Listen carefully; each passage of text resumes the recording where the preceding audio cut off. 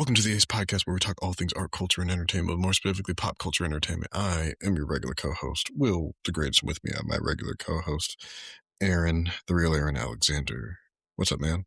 Woo. What's up, man? I'm doing good, feeling good. As per usual, we having a very late night recording, but it's okay. This is how we do. This is always good to pot it up with you and catch up. But yeah, man, how are you? How you doing? How you feeling? I'm good. I'm tired because it's 2:30 in the morning. That's my fault, though. That is me going to the gym late at night, and the consequences of my own actions will be a problem for me when I'm conscious to figure out. But yeah, I'm good. I've been staying just busy with work stuff and wedding planning and trips and stuff like that. I'm going to Puerto Rico in June, so that's all squared for a professional conference. Yeah, seeing movies. We were talking earlier about some of the ones we saw. I saw Obsession, great movie. We both have seen Mortal Kombat 2, and it seems like we're both fans. What else have I seen? I need to see Is God Is. I think I need to see that. I think I'm gonna try to see that this week.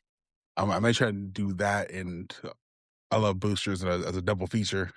When does I Love Boosters come out? Is that this week? This Friday, yeah. Fuck, I've been waiting for that for like a year. Yeah, I might have to double up. That might be my Thursday. Shit, I got. I'm going for a retwist consultation. My day might just be black as fuck.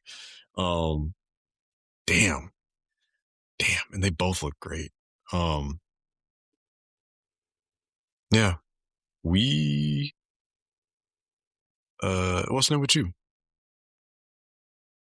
Oh man, just been filming a lot. Been Heard. I took a few weeks out from poetry. Okay. Just because one, money was tight, gas is expensive, but also Valid. I've been getting my space together. Like I just set up some blackout curtains in my room, and then I just put these some light bulbs in that nice. are smart bulbs, so I can change all the bulbs in the colors at the same time, which is fucking dope. And then I put some floating shelves up in my room. I essentially have a whole fucking Spider-Man shrine above my head right now. Oh, that's incredible. Yeah, it's like a little something, but I mean, yeah, hold up. Sorry, the camera can't show it to you, and the mic is definitely going to pick this up, but it's there in the corner. Okay, hell yeah. And there's a tassum, I think, on one of those shelves. I don't have a stand for them yet, though. And let's see if I can flip my camera. Will let me do that? I don't think it will. I had some stuff behind me as well.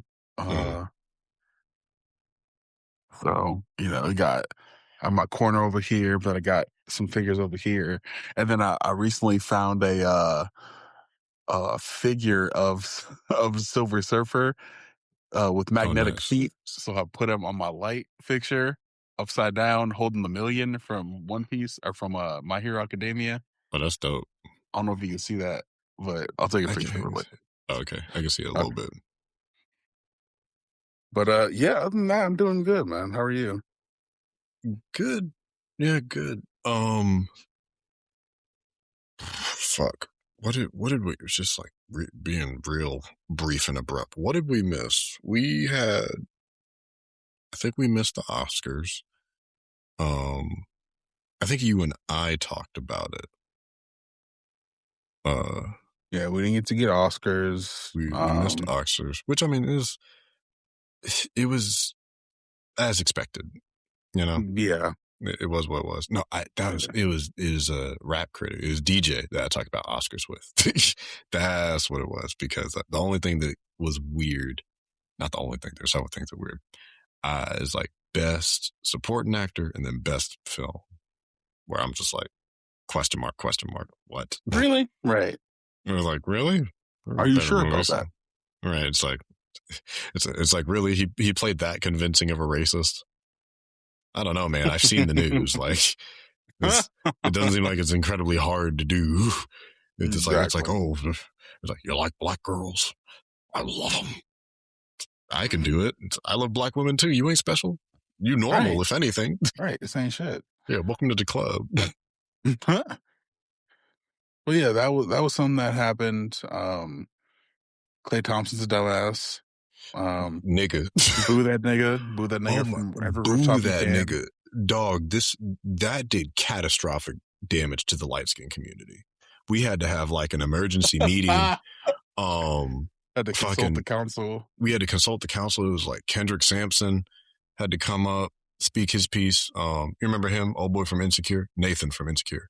Oh yeah. Yeah, we had to have a round table. It was rough. It's just like, oh my Michael God. Ealy got on the mic. Yeah. It's like we call him, who was a homeboy from Abbott Elementary, the one that plays Principal Ava's boyfriend. We had to get him. We were calling everybody from every which way. Will Smith even showed up. It was crazy. Everybody was in that bitch. Also, random as hell. Speaking of, back to the Tyreek last, Withers had to show up. Like, I was gonna say, yeah, I was literally about to mention we him. called Tyreek everybody. Withers. Did you know? Speaking of Oh yeah, light skin prime, him and old Chase girl Infinity, dating. Yeah, or apparently dating. Which I'm not gonna say what we're all thinking, but we're all thinking it. It what, the doesn't need to be. turtle? It just. What? It's a little logic, baby. If they make it to that point, that's all I'm saying. I'll leave it at that. I'll leave it at that. That's all I gotta say. Wait, What's is he under? full black and he's half black? Or are they both half black? I think they're both biracial. They're both biracial. I believe. Oh yeah, they're gonna get a logic baby for sure. Again, they just started dating. I'm not putting anything out there. You know, but, I feel like you don't see two light skins often together. You You don't see two light skins together too often. You don't. I got one. I got that in my script, and that was a deliberate writing decision because it has to do with fetishization of light skinned women. Is a deliberate choice because she's an IG baddie. but I sat back and think about it. I'm just like, I'm doing a light skin and light skin relationship. You don't really ever see those. So it's just like, yeah, seeing two light skinned, possibly biracial together is like, it's not wrong. It's not bad. You know, I hope they have a happy, healthy relationship for the both of them. However long it lasts, they're stating like, live your life, do what you want. But it's a little funny. That's all. Yeah. No, 100%. But yeah, dude, like the Klay Thompson shit. Again, so remember when Kendrick diss tracks dropped and you were texting me and it was like war meetings? You know, it's like, sir, Yep. you know, it's another Drake diss has hit the towers. Like, that was a crazy couple of days, man.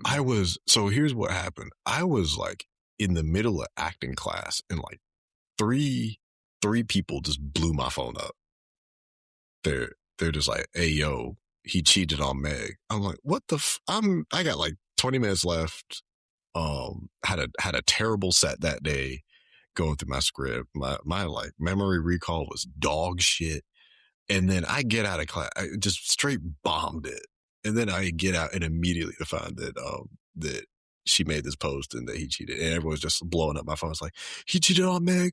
We gonna kill that nigga. I'm like, I never would have expected one man to get like 75 to 80% of black women on social media to all come together and hate him. That's kind of an impressive feat. Mad impressive. Yeah. I also did not realize how famous Klay Thompson was until I talked to men that watch sports, where apparently this is like a long-standing, like internationally renowned basketball player. I'm like, oh shit. It's like, okay, I'll give credit where credit is due. I didn't know how famous he was and how like decorated his capabilities were. But when it comes to personal life, this nigga's a moron. Yeah, but he's also a known cheater. Like, he even dated Coco Jones and cheated on her too. Oh yeah, what did they call him? Habitual baddie fumbler, Klay Thompson, because he dated Laura Harrier and fumbled, dated Coco Jones and cheated, dated Meg and cheated again. I'm just like, how the fuck do you fail upwards like that? Like, don't get me wrong, all beautiful, talented, successful women. How did you keep pulling it? And what confuses me particularly is he bought a house with her. He bought a car with her. He introduced her to his family, and he got a boat and named it after her, and then cheated. Oh, brother.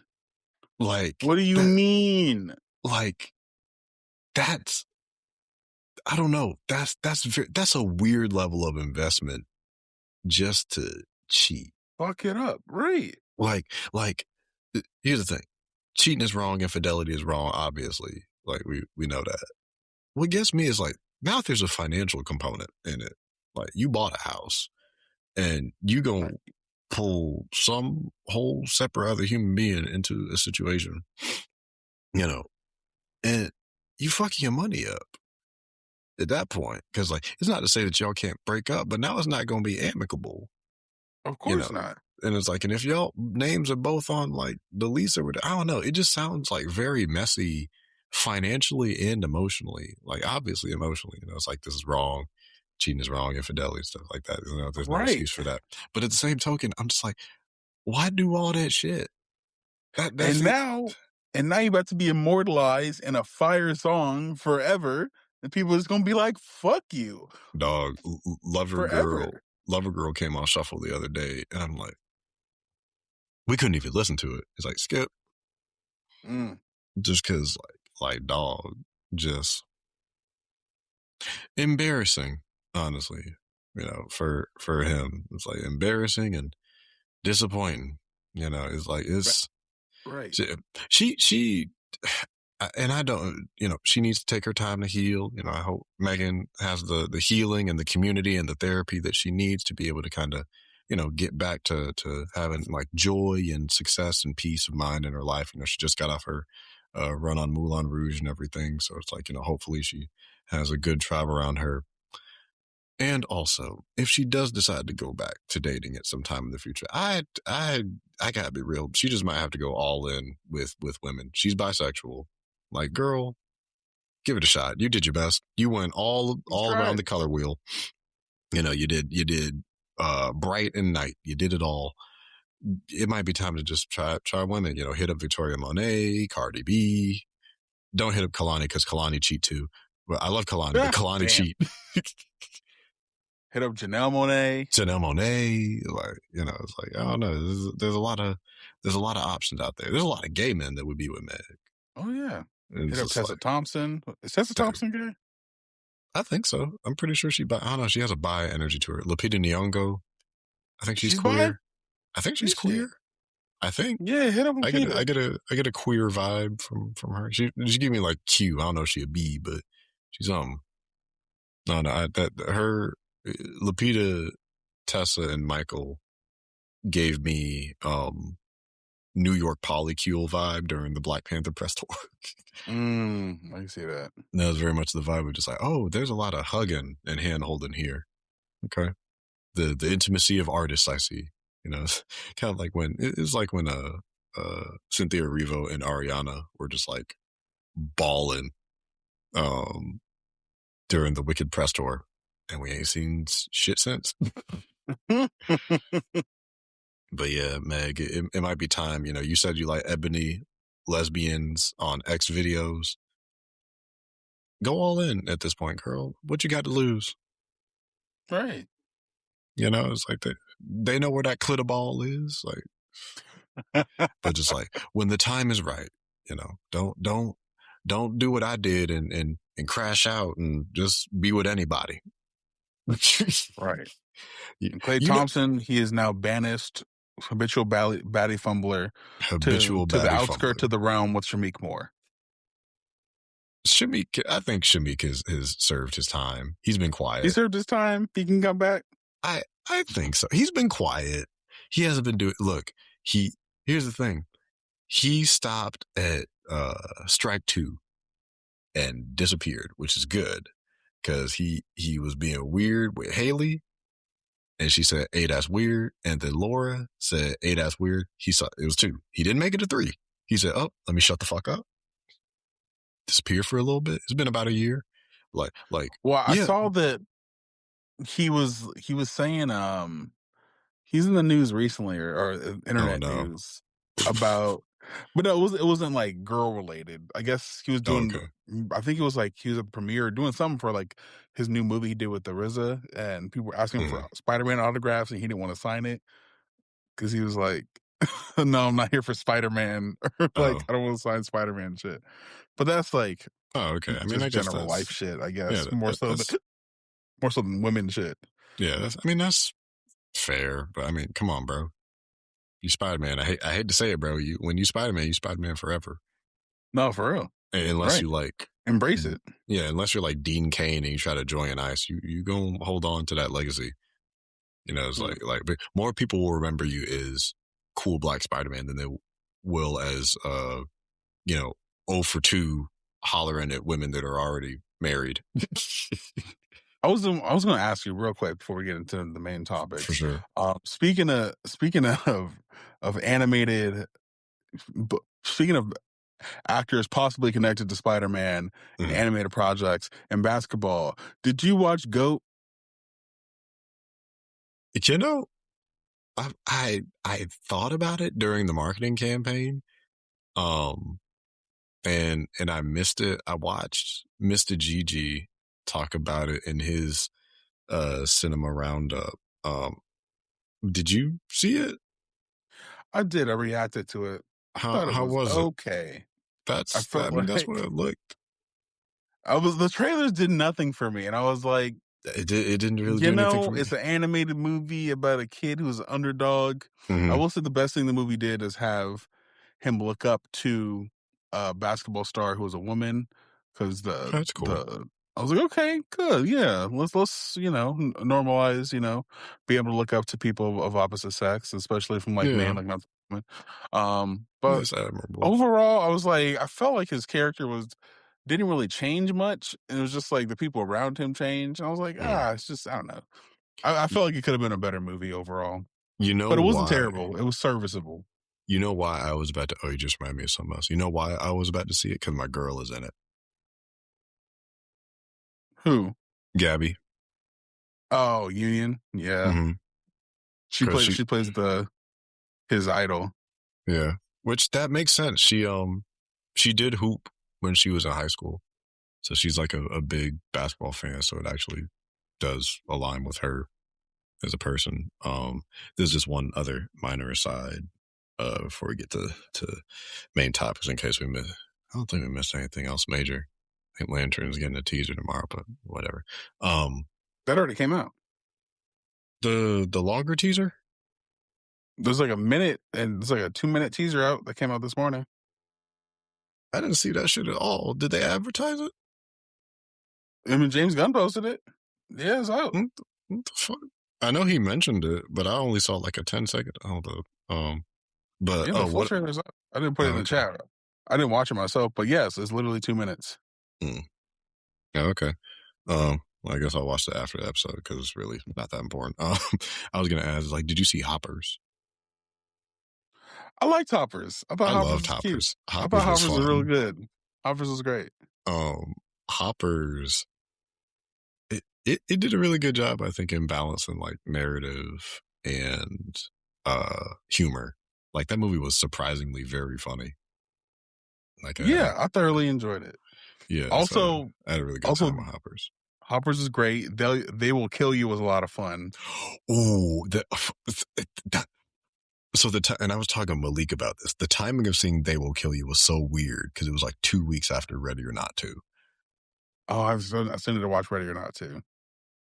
It's I think I like They Will Kill You slightly better, only because I think the plot is like only slightly less contrived because it's like all one location versus how some of the things play out in Ready or Not to. But that's just me, so it's like I'm definitely curious. But yeah, They Will Kill You was fun and had some really really fun like fight choreography and moments. I'm glad to see I got to see Zazie Beats like cutting up literally. But yeah, those are good. Hoppers was Hoppers has one of the like craziest murder attempts I think I've seen put to film in a while. Like some Hoppers, you're final, saying? yeah, The one with the shark and the seagulls. That was insane. Yeah. Because I'm just like, oh, they really want this nigga dead. Right. I was like, It's- I'm like, y'all defying the laws of physics to make this shit happen. the death. The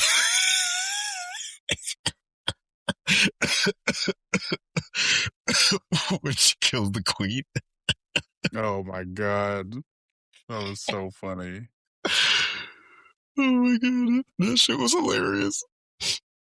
And then when when the son dies. Ugh. Oh, that shit was funny. That movie has some very hilarious moments. It had a lot of heart to it. Also, beavers are really cute. We don't give enough props to beavers, but they're very, very cute animals. Shout out Beavers. Yeah. Shout out to beavers. Did you watch Mario? You know, I didn't get around to Mario. Did you? Oh, I did. I thought it was fun. I saw it in 4DX. How's So that? I'm looking over my movies right now. I saw Devil Wears Prada 2, which I thought was good. I liked it more than the first movie, to be honest. Oh wow. Um, the drama. We talked about the drama a little bit. We'll probably talk more about that next week. Yeah. I really enjoyed Project Hail Mary. Oh, I love that. That's one of my favorites of the year. Yeah, Project Hail Mary is great. Um, Lord Miller, don't miss. hold on. Give me 1 second. I gotta get my charger. Oh yeah, you good.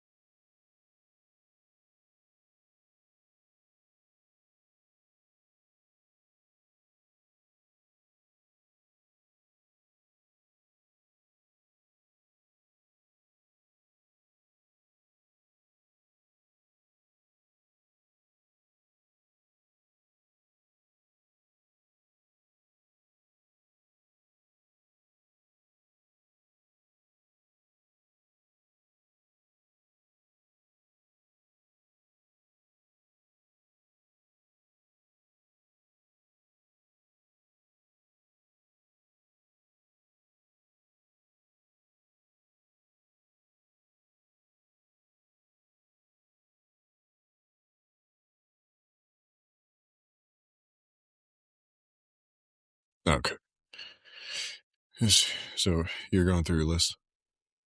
Oh yeah, so those are the ones I've seen recently, and then I went to Instagram and someone posted "Thou out to destroy me" and put their was it Trader Joe's hot honey popcorn. I was like, hot honey is taking over the nation. Yeah.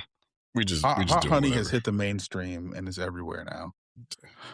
I also saw one of the worst comedies I've ever seen in Bus Boys. Um, Was that David that's the David Spade? Spade and Theo And Vaughn.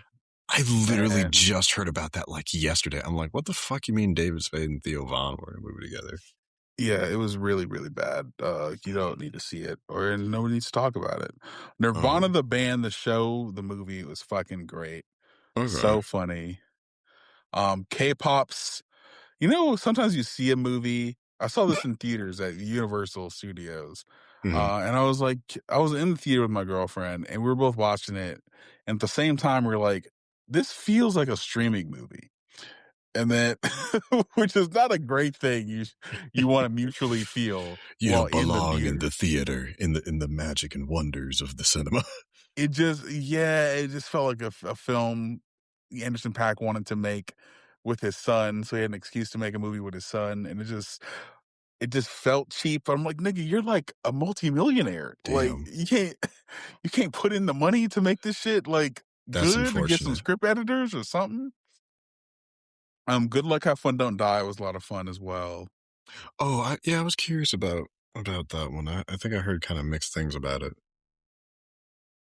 Yeah, I had a friend describe it as like, what if uh What if a liberal boomer took on the concept of AI and then made a movie? Uh, And that's essentially what it is. I mean, that's not the worst thing it could It's not. be. It's a very fun movie. It's very Mm. weird and very fun.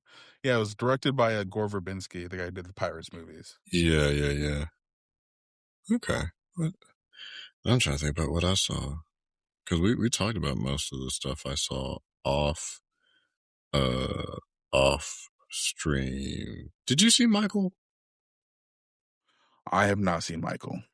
I and my fiance and I were talking about it the other day. I'm on the fence because on the one hand, in my lifetime, I never got to see like Michael Jackson perform or anything like that. But on the other hand, again, one of the greatest, no, the greatest entertainer of all time. On the other hand, nigga's weird, to put it Nigga mildly. is very weird. Nigga's weird, and Even I've if you don't believe the allegations, this man openly, as a whole ass adult, said he would have sleepovers with kids in his bed. yeah, yeah, nigga's weird. And again, it's like, He's a but I hear weirdo. There's a difference between weird and weirdo. you're Nigga's a right. weirdo. You exactly right. He's a weirdo. And again, on the other hand, I hear the performances are great, and the cinematography is apparently really good. On the other hand, apparently the story is shit. So I don't know. It's like for every pro, there's a con. Um, let's see. What else did I see? I saw. Did you see Yumi in Tuscany? Yeah, surprised my girlfriend to see that in the theaters with her friends. That It was was cute. lovely. That It was was fun. it was just a nice, pleasant rom-com. It made me feel warm and happy. It was just nice. Yeah, I saw it with my fiance and some of their friends. So it was just At like, the end, they were just trying to wrap the shit up, though. I was like, it was fun, but like, oh, all this for complicated wrap family it up, wrap drama, it we up. ain't got time to deal with all that. We got to get you out of here. Yeah, it was hey, we on the clock. The son's a fucking nigga. It's okay. Everything's resolved by the end. It's Yeah, okay. it's like, oh, what about this whole substance? It's fine. He back with his It's fine. ex. Yeah, no, it's Exactly. like Yumi and Tuscany is one I wouldn't mind revisiting. Oh, did I tell you that I pitched a sequel on Threads and people were fucking with it? No, you didn't. I called it so obviously Yumi and Tuscany was with Holly Bailey. So the sequel, Me, You, and Peru, is with Chloe Bailey, and she is a what did I Me, make you, in her? Peru. Ooh. Yeah, Me, You, and Peru, and I had her be I think she's a professor. I think I had her be a professor of ethnic something, some sort of like cultural, um, like culture, sociology or ethnography or something like that, who like goes to Peru and like falls in love with a black guy down there, and it'd be like Tyreek Withers or something like that. Okay. I ain't mad at it. I'm just like, Okay, okay, I like it. I think that'd be right? fun. Me, You you, in you, Peru. you can Okay. kind of see it, like her and Me Tyreek in in Tuscany, me, Peru. you, in Peru. Hell Yeah, yeah. But now, would you say a narratively cultural that those? anthropologist. That's what I made her. That's what it was. Oh, okay. Now, narratively, would you say that Haley Bailey, Halle Bailey's character Haley Bailey. is? Haley, I know, it fucks me every time. I'm not Would bothering you you. would, It's good. would you say that it's her sister in the universe? No, Oh, it's an unrelated story, just similar yeah, premise.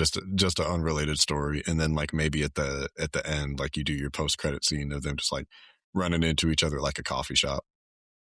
Okay, that'd be fun. I It's ain't just mad like at it. you look familiar. It's like, do I know you from somewhere? It's like maybe just one of them faces, girl. Okay, I And dig it. it's like her and her man. They're both coupled up, and it's just like must just be one of those faces. Oh well, or maybe they like sell him a bottle of wine or something. Okay, that'd be cute. They go to it. That's how the cameo happens. They go for a wine tasting, and that's where the winery is or something. Um, and then I saw Faces of Death, uh, which was I mean fine. I was entertained enough, but that was like who is that? That was Dacre Montgomery and who is the thick girl from Euphoria? I hate to call her that. Barbie Ferreira. Jesus, I'm so sorry because she's a talented actress. and she's more than her body. I just had a moment. Oh It's yeah, just she the was starring in that, and then she's starring in like Mile High Club or something like that. mm. It was like another indie movie about her like being a journalist who like follows bands or something. I never got to see Oh, it. oh, It okay. left theaters. Oh, I also saw Exit 8, which was very fun. Okay. You heard about Yeah. Exit 8? It's like based on a That's Japanese horror game. I did hear about that. I heard about that, I think 2 days ago 'cause I think you sent me a video and somebody recommended it. Oh, I don't remember, but it's a possibility. We send each other a lot of shit. Yeah, I think you sent it to me on TikTok, just like movies Oh, I that should did. be I seen. did. Yeah, because I Yeah. remember him talking about, Exit. Yeah, I think those are the main ones that I've seen that really kinda stood out recently. Next week, we'll probably talk about the drama because there's a lot to unpack, and it probably ties into us talking about the boys, but whatever. Okay. Let's start with Invincible. All right. Uh, So I really liked this. Well, this season was a mixed bag for me. I will say okay. the first half, the first episode, I really liked. Getting you to see where Mark was and Mhm, the other side of his experience with conquest and his relationship to killing and feeling like he was trying to make up for what he was doing, and he mhm. ended up killing the Sequid guy. Um, Episode 2 was awesome. Getting to see Alan and fucking what's his name and Nolan. Nolan Mhm. together trying to wrangle shit together in space to prepare for the incoming war. Episode 3 was fine. I thought it was cool enough to getting to see the mob stuff, but the part of my Yeah, brain is like, okay, well, let's get to the shit that we're here for. We've been building up this shit for like fucking 3 seasons. Like, what are we doing? And then the fucking hell episode.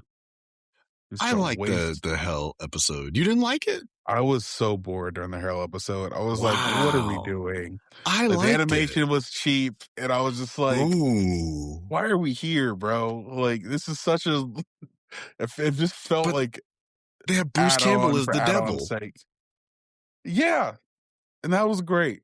You know, and apparently then not. it ended, and then the next episode, the shit finally started, and I'm like, okay, we're getting into it. And then from there, the season was really good. Now, Mind episode you 5, we was getting into it. mind you, Episode 4 is the 6 one was that Kirkman crazy. wrote. I know, and it's the lowest rated episode of the show. And I'm not just saying this Woo! as like, I watched it before it aired. So then I Right. was me and my co-hosts were Mm, watching it for the channel, and we're just like, that was you know that that happened. And it just left me kind of underwhelmed. I was like, why? What are we doing here?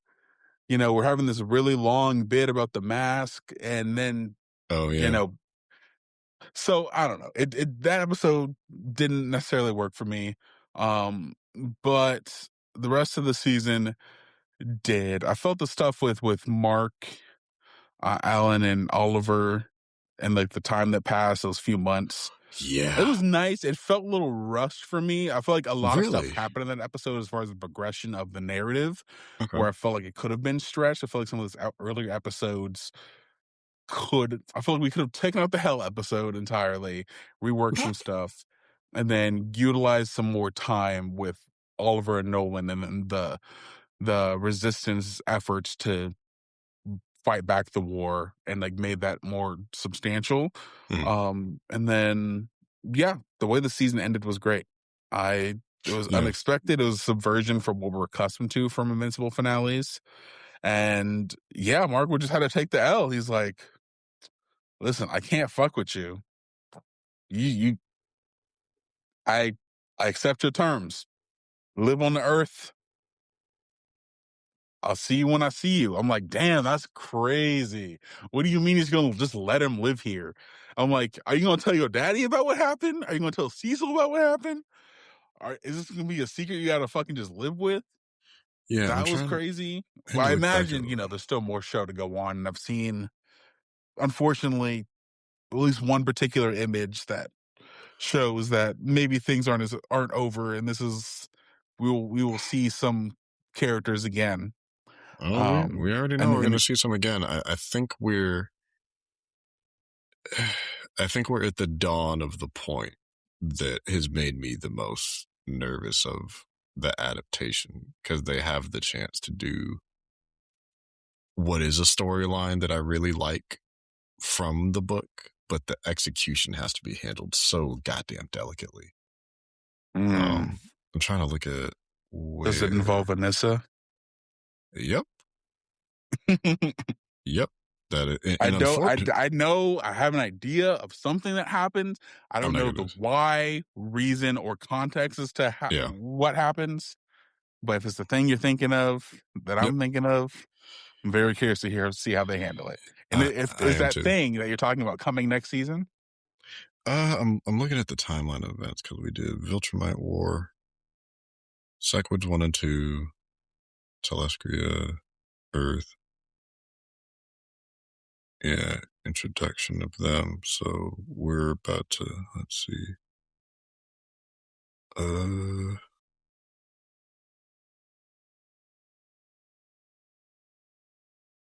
okay. We might not be it that. Ooh. Okay. Um, we, it depends how they pace it. Okay. We might be there. So there's between what I'm thinking of, and there's another arc that's about, seems to be about 20 issues. So So this season covered roughly 12, because it's primarily Viltrumite War. So there's an arc after that where a lot of stuff happens. Now that I'm scanning back through it, um, there is this where let me that ask you other thing this: happens? I don't think so. Did Yeah, go when ahead. the season started, Mhm. is where it ended where you expected the season to end? Um, I think I expected it to be a little bit farther in to Oh, that, not by like an insane amount. I think it's just like, so with it, with where it ends, because I mean, full spoilers for season 4 of Invincible, with the Viltrumites on Earth, I think I probably would have figured it would have been a little bit more about them being settled on the planet. So it probably would have been like an extra episode of just kind of that gets us into the next arc, but where they ended it is like a good stopping point. Um, yeah, with them talk with like him finding out about the abortion. We get Thick Eve in the show. Big Um, Eve. to mixed reception. Um, Mixed reception. mixed reception because she's honestly she's thicker in the comics. I mean, that's not like a, I've heard this. if you've Yes. seen like the art that Corey Walker did for Eve, and it's not that it can't translate into the show's art style. Um, I wonder if the animation studio themselves is like trying to figure out how to do it, or it's Did just now like did the comics give an explanation for why she's thick now? why she gained weight. Yeah. Yeah, it's the same reason. Okay, because I It's passage thought of that. time and having an abortion and just like Okay. and like the sad, and also just like he was gone for 10 months, and bodies change, people's bodies change. So it's just like Okay. I'm glad that they did it in the book, and I'm glad they even adapted it into the show. There is a part of me I'm just like, we could have done more. We played a little safe here. It's like y'all didn't want to give her like the wider hips and the double chin. It's like we could have did both. It's Oh, like she a had double chin in the comics too. little bit, yeah, Okay. which is fine. Hey, again, bodies change. Yeah. Her, you know, I was about to say something. It's a spoiler. Never mind. I'm not gonna say it. Um, all I'll say Thank is you. her body continues to. Everybody's body changes over time. I'll leave it at that. Okay. but yeah, it's just like fandom is just like y'all playing it safe. It's like it's one of those things where I don't know how often TV shows know how to draw women with like curves that aren't hypersexualized but also look normal. Like they do, but they do it by accident. I think is usually what happens. Like Donna from Family Guy, you know, this thick as a brick house. But I don't think that was like intentionally where it's like, oh, we got to make her sexy. They're just like, no, she's a black woman with curves. So she has larger chest and larger butt and like some stomach fat because she's like in her 40s.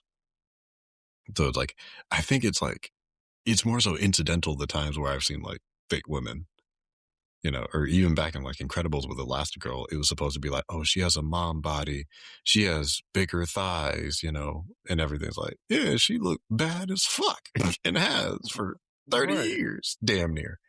Ooh, that movie's Mhm. 22 years old. Ew. Um, so yeah, it's like it's one of those things where now you have a piece of media that intentionally is doing a change in body. You know, again, not for sexualization, but more so for actual character reasons and in parts of like the narrative that inform how the character acts and moves. And I feel like they're just kind of like, well, we don't want to draw her, you know, too fat and chunky. It's like, why?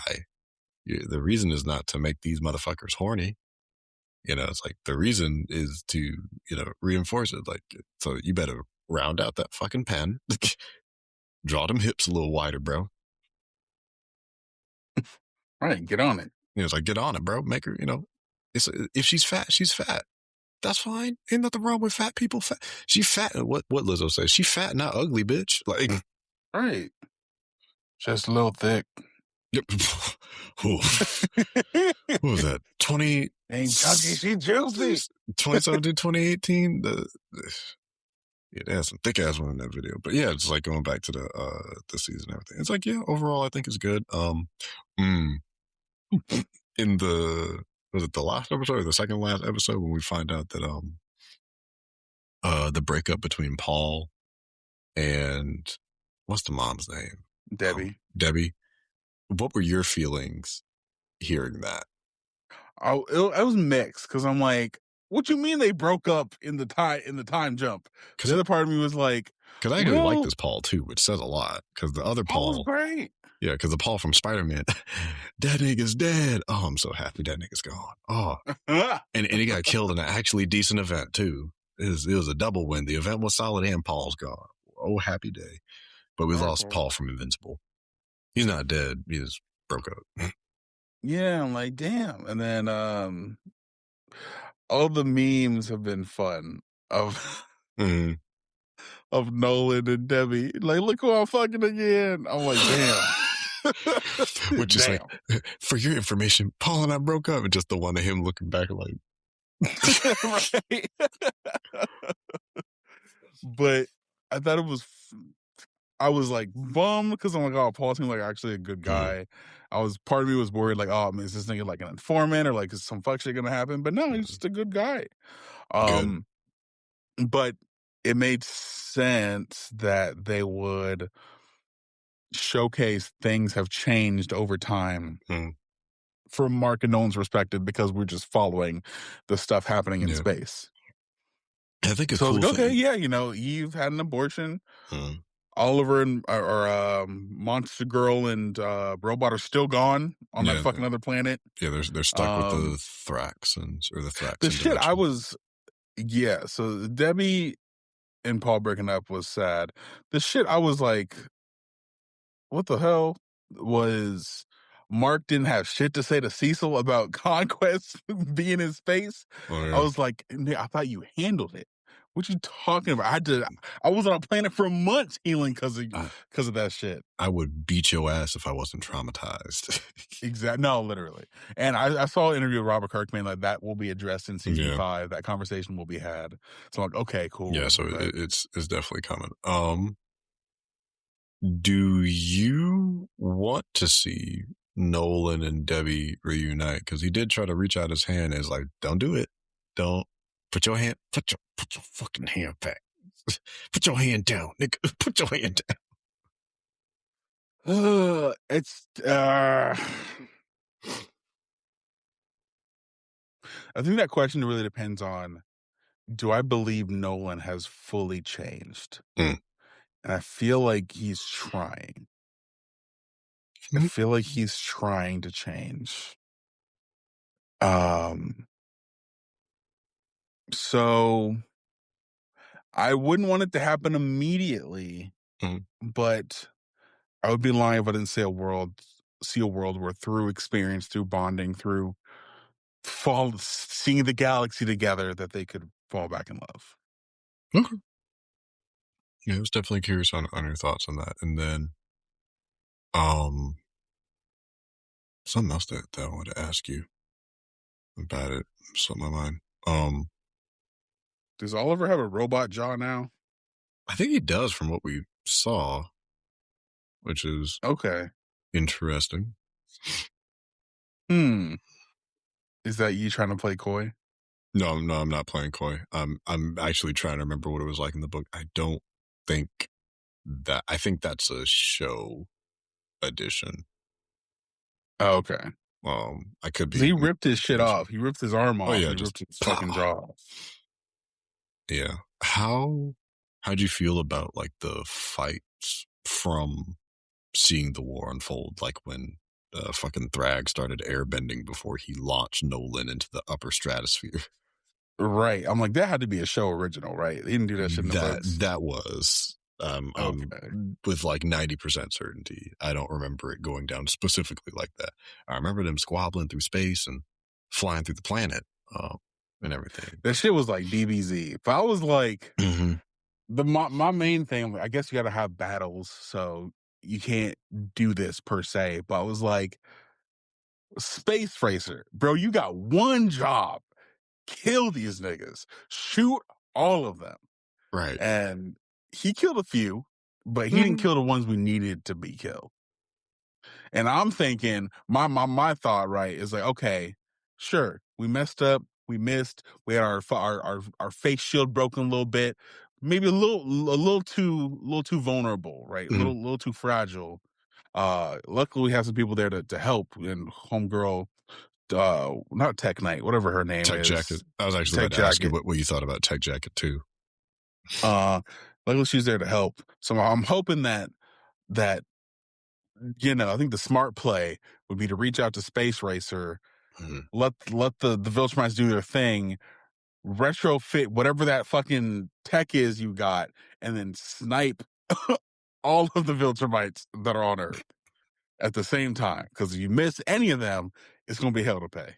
Mhm. But then again, that laser could blast through a planet, so you got to be real careful how I you was do gonna that. say like the difficulty is that since the laser is eternal, which is how lasers sort of function. So it's like that's things like lasers don't exist in beams, but they are just like long concentrations. Laser is also a acronym. I forget what it's like, light amplified something something something. Um, Oh, yeah, but but to answer your question about Tech Jacket, mhm. I thought she was cool. It was Mhm. weird because when Tech Jacket was introduced and it was like, oh, she's fighting crime in some city and like her dad, I'm like, this feels like a character that has some other shit going on that y'all just brought in. Yes, actually, Uh, because y- because Tech Jacket has their own comic book. and it felt like that. And it felt that way. It's like But was he Tech is Jacket already their own thing before Invincible, or was it running concurrently to Invincible and they brought Tech Jacket in for uh like a crossover, or did they they come after the Invincible crossover? they're running concurrently because the Invincible War actually has a lot of crossovers, including I think Tech Jacket, Savage Dragon, Oh, which they're is in that too? Oh wow. yeah, I think Spawn is in it as well. No In way. Invincible met Spawn? I'm pretty sure. Oh shit. Yeah, so it's I like didn't realize they were all in the same universe. yeah, the Witchblade is in the same universe as Invincible because I think Witchblade is spinoff of the Dark. Yeah, I think Witchblade showed up in that too. A lot of Image characters showed up in I think Invincible War, if memory is serving. It's The either Invincible Invincible War, War or Viltrumite War? it's either Invincible War or it's a later event. But I do remember seeing like Savage Dragon and Tech Jacket specifically. showing up. But yeah, Invincible had a lot of crossovers with a bunch of other Image properties at the time, which is very funny for their own canons because it's like, yeah, I don't know how y'all are explaining this shit, but I mean, I think it helps that it's set in Chicago, so they're all just kind of going over there. But yeah, I wish they would have been able to do it for the show, but I don't know what their licensing situation is like. But yeah, I think Tech Jacket. I know Tech Jacket. I'm pretty sure Tech Jacket is not a Kirkman creation. I know he's not solely for Invincible. How did you feel about Tech Jack's conclusion and then Oh, never mind. He them is a Kirkman swapping? creation. I was wrong. Sorry, what were you saying? Yeah, how did you feel about the gender swap, and then how did you feel about their inclusion? Uh, Gender swap didn't bother me. If anything, the difference in the design was more of like a question mark because his suit in the books and the suit in the show are very, very different. And Really? I think I like the comic design a fair bit better. Like there's not that same sort of big ass orb thing protruding from his head. Um, Versus it's a little bit more like a standard space helmet. He kind of looks a little bit like a mix between Blue Beetle and the Nova Corps. Oh. Hmm. So it's like he had a cool fit. But no, the gender swap didn't bother me. What did, I don't know if bother is the word. Um, I don't care about the gender swap. I'm just happy to see Tech Jacket there. I think them doing the gender swap so she could theoretically be like a love interest for Oliver. Oliver is an odd choice, only because I do remember that Oliver kind of, I'll say, takes after his father in the books in terms of having a little bit more of a wider range of taste. And it just kind of feels like, Oh, they did say that, yeah, he was like, he he, like, saw a lobster once and caught feelings or something like that. yeah, yeah. So it's just like he has a lot more like unique and eclectic taste. And I think that's an interesting character attribute where it's like, oh yeah, this kid is still like half alien in his heritage. So it's just like, it would make sense that he is also attracted just on a genetic level to people that, are a little bit more different than just humans, even though he was raised mostly around humans. I think that Yeah. that's just an interesting character thing. So it seems kind of like just to put him with, oh, we made her a girl so they can get together. It's like, he could have, he could have fucked the boy too. I mean, or the like Yeah. young man. It's just like, you gotta be, look, he was going after bug aliens at the comics like his daddy. But a male romance is too weird. You have a fucking William is gay. Don't nobody give a shit Well, if I don't Oliver is gay. well, I think that's more maybe speculation than anything. That's true. They had a conversation. I don't think they were straight up trying to set that up. That's true. So So the Tech what are you gonna do Jackets, when you're wrong and it was a setup and they just I'm like, shit, put them together? an L is an L. Put him together with that boy. Bring back. They shouldn't have gender swapped him so he can fuck a man. Flip it back. Next season, it's boy Tech Jacket. It's like, hello, father. What do you mean? He's non-binary. They're non-binary. Tech Jacket is a people. We are Tech Jacket. Bum, ba-dum, bum, bum, bum, bum. Uh, but yeah, yeah. I How did you really. feel about the season overall? It's good. It's good. I'm kind of in the latter camp. I really enjoyed the Hell episode. I found it very entertaining. I did realize that it was an original, and I think as far as an original, it worked. It gave us a little bit more lore expansion on like Hell, how that sort of system works, and also what Damien Darkblood was into. While he was away doing whatever the fuck, doing something that seems like interesting. So it held my attention. I'm surprised that people are ranking it the lowest. I obviously don't remember every single episode that's aired. There's no way that episode can be the lowest. I can get people not being a fan of it for the season, especially because it can feel like a filler episode of sorts, even though I think for me it's a little bit more character centric than narrative centric. If there That's are fair. plans to bring back Damien in the future. Also, I mean, aside from the fact that Clancy Brown was doing some heavy lifting because he voiced 3 fucking characters in that episode, um, the mummy guy escapes finally. Yeah. And it turned out that which was kind of funny. He could have gotten out way sooner if he wasn't just sexist, Yeah, which literally. which is very funny. I also saw that, or I guess from the beginning of the episode, the dinosaur guy that Invincible went up against. Oh, Dinosaurus is my fucking favorite. And, So they and teased him, but I have to imagine he's going to have a much bigger role going forward. he is, yep, I will say 4 words that will not make sense to you for about another 2 to 3 years. Parking lot skating rink. Parking lot skating rink. You won't know until you see what happens. Oh, imagine Oh, going to skate on bodies or some shit. no, not that.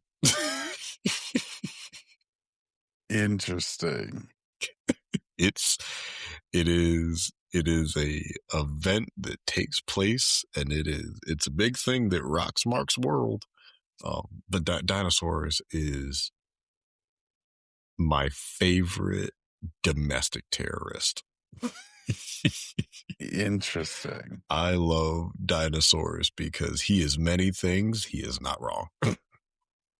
he he Oh, he may be misguided. He may be a little blunt in his attempts. His methodologies may be a little bizarre and a little heavy-handed and maybe not the most ethical, but the results speak for themselves. When he's right, he's right. wow. Okay. I I'm like, trying to remember what happened at the end of the season. Did he go to jail, like turn back into the guy yeah, form? he turned back into a guy and they caught him and locked him up, but he'll be back. It's like when I saw him in the teaser, I'm just like, fuck yes. Like, don't get me wrong, Invincible has a lot of like fun and interesting villains with you got the Flaxens and the Sequids and obviously the Viltrumites, and there's more to come. The other marks, and the fucking Sterling K. Brown's character, whose name I'm forgetting. Angstrom Levy. Yeah, Angstrom Leva. And so there's like a lot of interesting characters. Dinosaurs is just, Lizard League, of course, but it's like Dinosaurs is just such a interesting one. The times he pops up and then what it. So I'm glad we get to see him here. So you're saying that's not going to be for another 2 or 3 seasons? It's not that he won't come back, just the specific thing that I'm referencing doesn't happen for a while, if memory serves. It's okay. I gotta figure out what arc was that. It's not that one. It's not that one. Yeah, there's a lot of things that not terribly written. Fascinating. Yeah, because the way he showed up, I was like, oh, this is interesting. He feels special for that, but for them to do away with him as quickly as they did, I'm like, I feel like this isn't the last that we'll see of this guy. Nope. Not with a design that fucking cool. Like a dude that can turn into a dinosaur. It's tearing shit Yeah. up. And it also doesn't know when it happens. Yeah. It's essentially like the Hulk. Kind of. Except with I think a greater.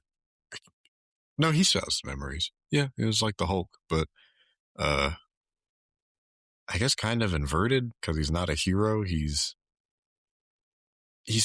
kind of like an anti-villain, I guess. Anti-villain. Interesting. Yeah. I've never heard that term before. Because it's rarely used. So it's like, what was a good description? Right? Yeah. A complex character who serves as an antagonist but possesses sympathetic motives, admirable traits, or noble goals.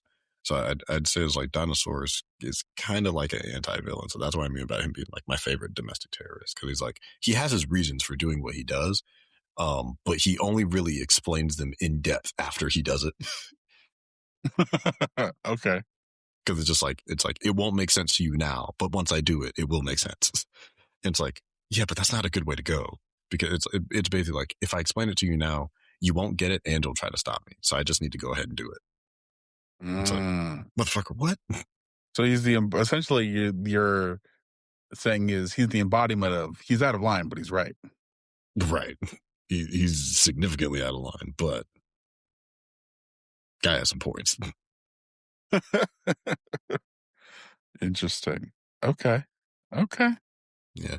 Trying to think, were there any other things from the season that we didn't hit on? I mean, oh, what do you think about Mark's final fight with Conquest? Oh, he was not playing. That was not a fight. That was I am going to kill you and you're going to die. That was hard to watch because I think it was the whole time they were like, he was fighting to strangle him. I'm like, I'm sitting here. I was sitting there eating my lunch. I'm like, please, God, please die. No, knowing what happens in the story, it was so intense and just so emotionally taxing. Like I I felt just tired with them at the end. yes. I just want to know how many people were watching that episode while eating spaghetti. I'm trying to remember. I think I was eating tacos during that. But yes, I do wonder how many people were eating spaghetti during that. Just imagine somebody like taking their spaghetti slurp as he's pulling the Mm. guts out. Oh no, this is just like the boy on the TV. I'm so lonely. That's what was he said? I told you that in confidence. Yeah, that was fun. I'm like, why the fuck would you say that knowing that he's trying to kill you? Right. Have you had the chance to play the game yet? No, that was the other thing I wanted to ask you about is because there's three big fighting games that come out this year, and I haven't decided which one I want to go for, because there's uh My Hero All's Justice that came out in the end of Mm, My Hero season 6. We got Invincible Versus, and then we have the Avatar fighting game, I think in September or August. that's right. We are getting an Avatar fighting game. I Oh, and forgot we about. also have Marvel Tokon Fighting Spirits. Ooh, fuck. I don't know what to do. I did play the beta for Marvel Tokon. That was fun. It feels like uh low floor, high ceiling. But did Mm. you play any of Versus or any of the beta? I played the story mode for Versus for Real Rejects. Okay. The video's already out. It's fun. I will say that the story mode, I have a hard time if it is supposed to be canon, I have a very Mm. hard time placing where the fuck this would be in canon.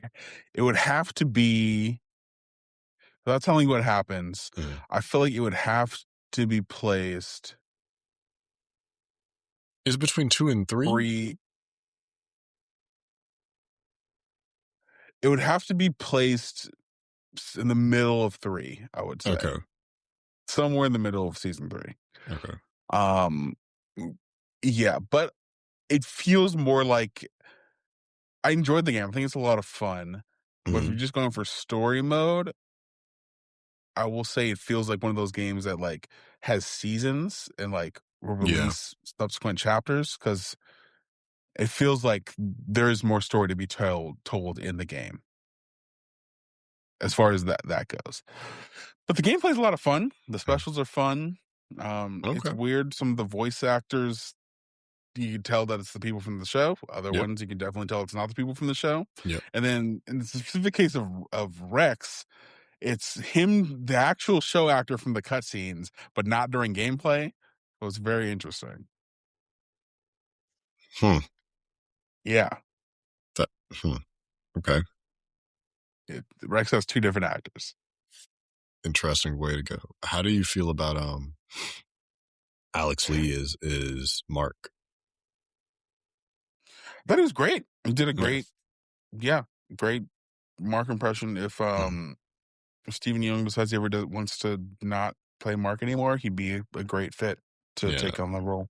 Alex Lee has a impressive resume as of recently. I know a lot of people are kind of are like, oh my god, he's getting cast in everything. I'm like, well, yeah, when you're that fucking good, you get cast in a lot of stuff. As you should, right? Yeah, as he's incredibly talented. That's why he got Persona 3 Reload and this and Demon Slayer and the Batman anime.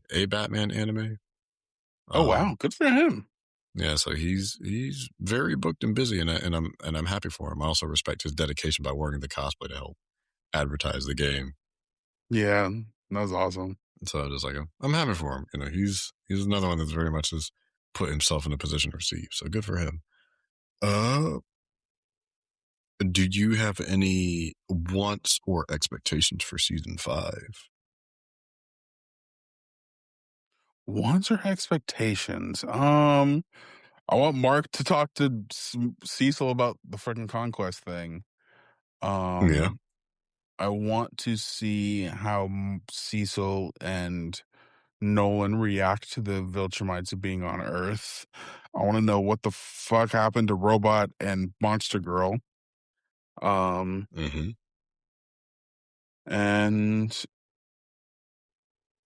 yeah, to see if Immortal comes back because Immortal wasn't in the season at all. Oh Nor is yeah. he in the game, which is very weird. I guess they didn't want another flying person, even though they put Yeah, like Thula's four in the Viltrum. game. Yeah, they put fucking Thula, and did they put Lucan in there too? They put Or no? Lucan in there as well with his B- big jiggling belly yeah, smacking BBL, down on big body people. Lucan. Big body Lucan. But yeah, Um, yeah, I think everything that you're wanting happens. Oh yeah, you know who I want to see more of. Thick You know, Eve. nah, Universa. I mean, yeah, Thick Eve, but Universa. That's yeah. Bring her back. Well, who's Universa? Universa was the one from space that they fought that almost killed Eve when they were in that like science factory. Oh yeah, the The electric girl. Yeah, the one with the green hair and the mace. I think it was a mace.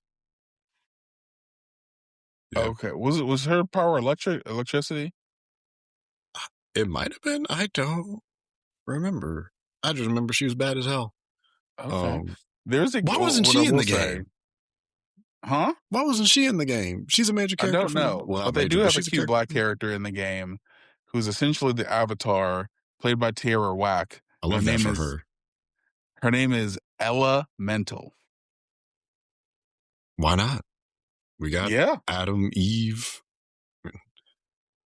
Hey, yeah, it works. literally ELLA and Mental, It and wasn't that's a her name. it wasn't a And mace. It was beautiful. a goddamn spear. I don't know where I got a mace from.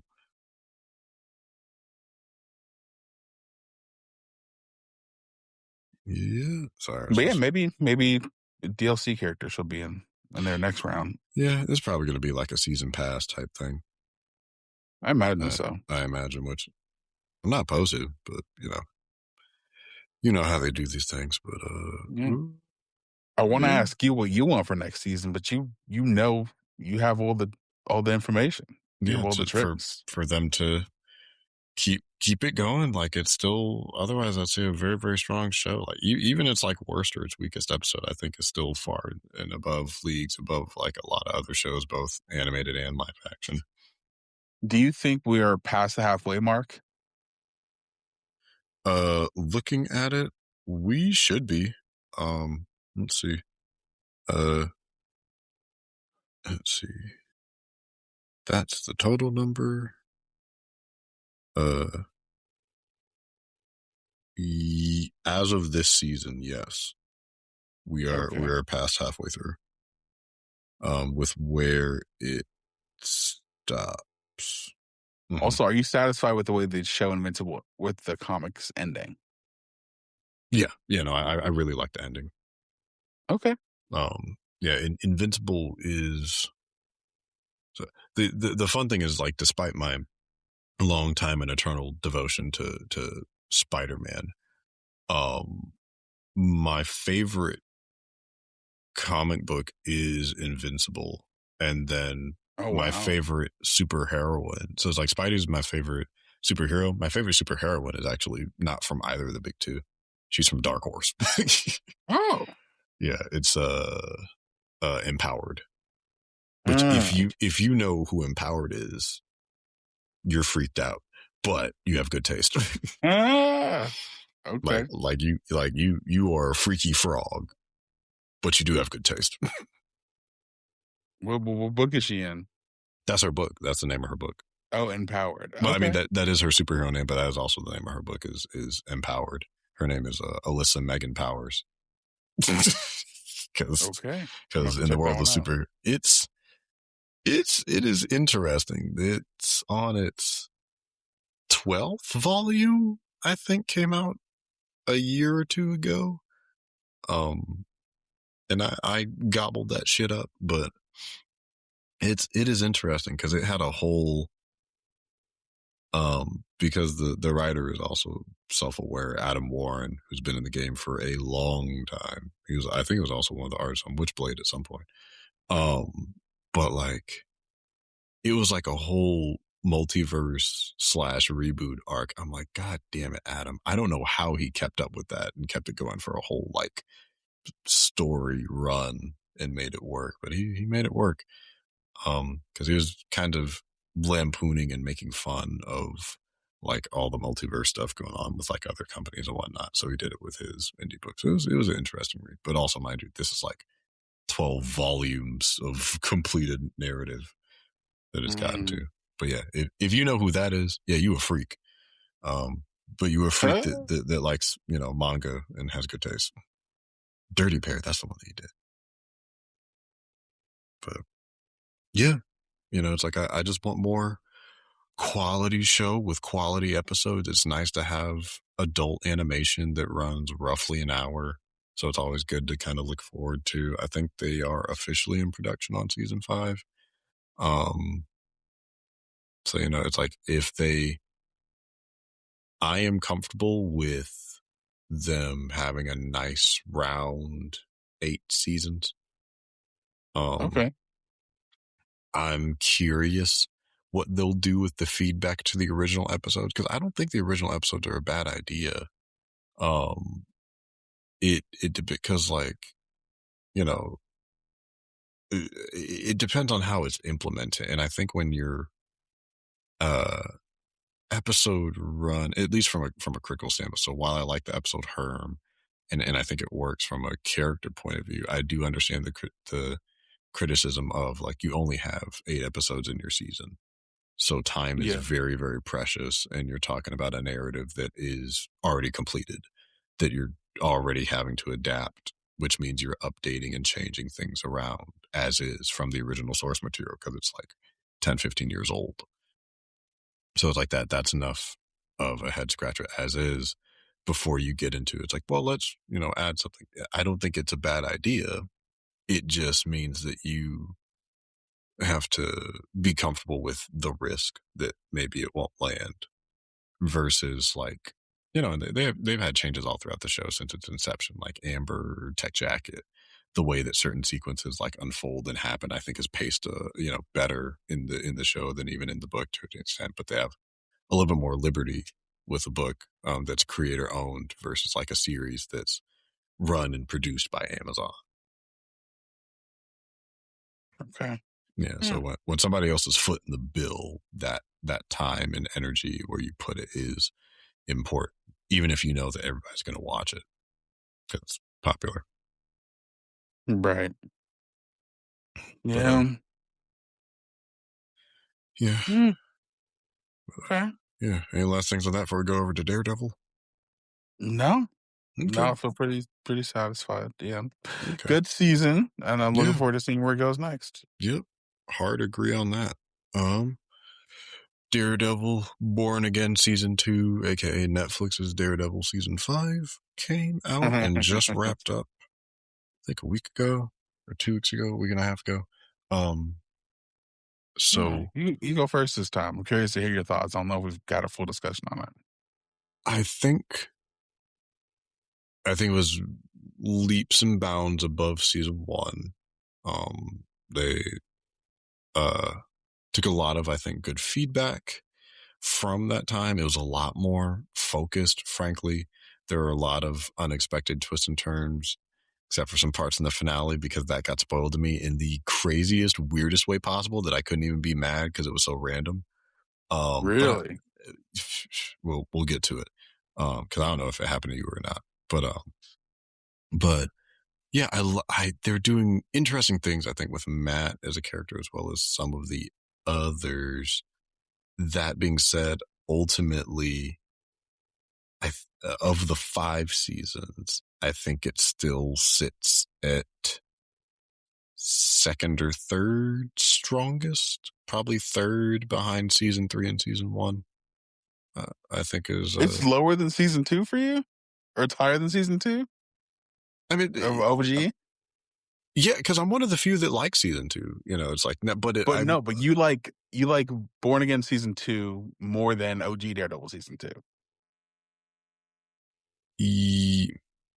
I probably need more time to sit with it, but from what I remember, it's like, okay, I think as a whole, I think I like Born Again season 2 a little more. If we're breaking it down into parts, I think I like OG more. If we're talking like individual episodes, I think overall narrative, I think season, because of just like longer term implication and what it sort of does. Because I know a lot of people were having issues with um how little, well, not how little, how less Daredevil was in the show. I'm like, yeah, but I think Daredevil's going a little bit of the way of Arrow, where it's like, is he in the show? Yes. Is the show about him? I think it's starting to move away from that and becoming a little bit more of like a show about Hell's Kitchen and the people of New York and the vigilantes, of New York. But yeah, they gave me some pleasant surprises throughout.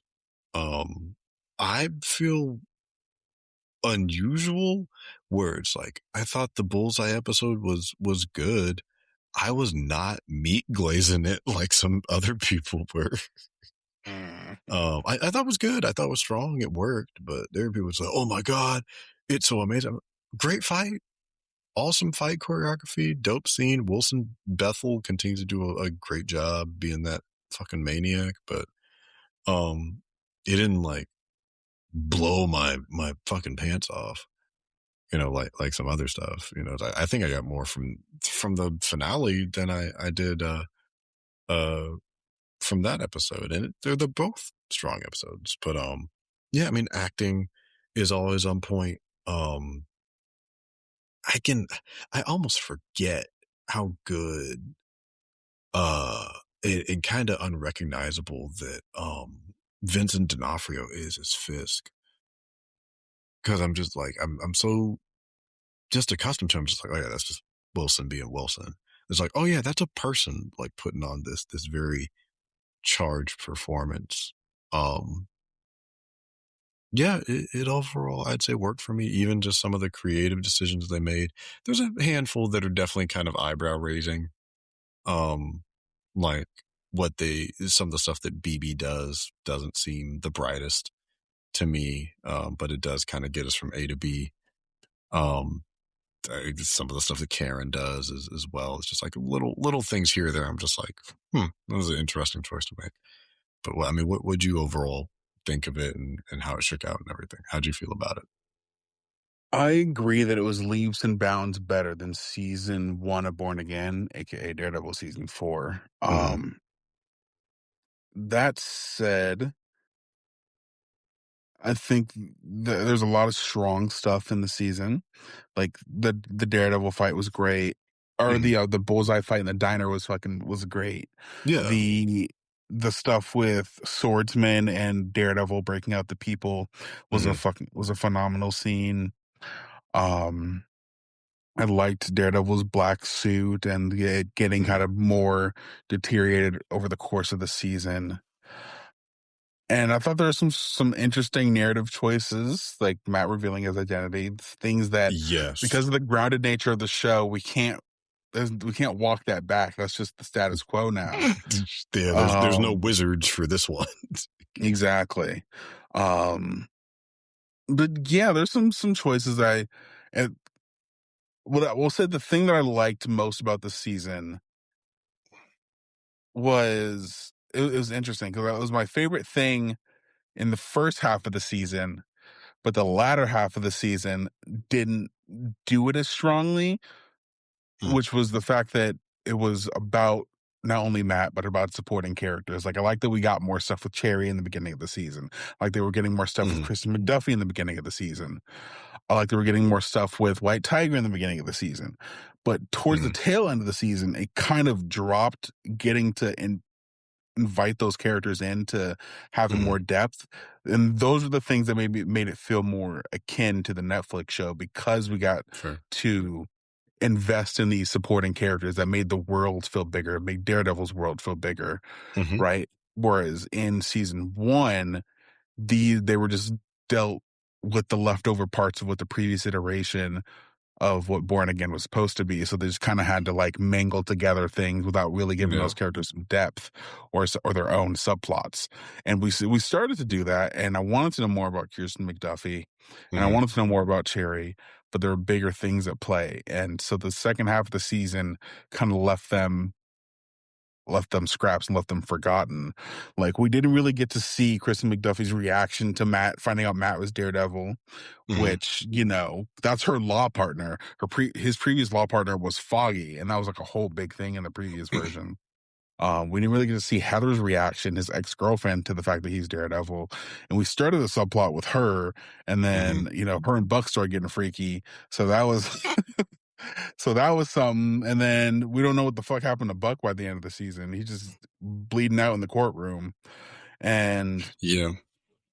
listen, as fun as it was and as cool as it was to see Homegirl back as Jessica Jones, Mhm. all her stuff really felt like set up for the next season rather than it being poignant and important to this season. And So and I wish they hadn't thrown it so heavily into the marketing. I did kinda wanna be a little bit surprised, and I'm over here. yeah, The marketing for this season definitely kinda irked me a little bit, where it's just like, I get you gotta tease your next episodes, but you don't have to show me who's showing up with, like, if I'm going to Disney Plus and, seeing the picture for the episode and it's like, it's her on the roof. I'm just like, it would have been nice to just hit play and then it's like, whose house is this? Oh, that's Danielle Cage. Oh, Kristen Ritter's back looking the same. It's yeah. been 10 years. She looks exactly the same. But, but yeah, it's just like it's okay. Yeah, My attention span isn't that fucking fried. right. I can wait to, because I was waiting throughout the rest of the season, just like, oh, I wonder when Jess is going to show up. Well, I'm still invested in the plot because that's what has me is the characters. But sorry, what were you saying? Right. But that would have hit harder had you not known. Had I not known. Um, yeah, and there's some other stuff like the stuff with BB and Daniel, right? And look, Can we talk about it? I thought it was cool that Buck and Daniel started to have this relationship together. Hmm. But I think the more interesting relationship with Daniel was his relationship to Fisk and his loyalty to Fisk Hmm. and that direct connection. But this season, there's so much stuff happening with Fisk. He had like maybe one or two scenes with Daniel, and that was Yeah. really it. And then Buck was the one that took him out.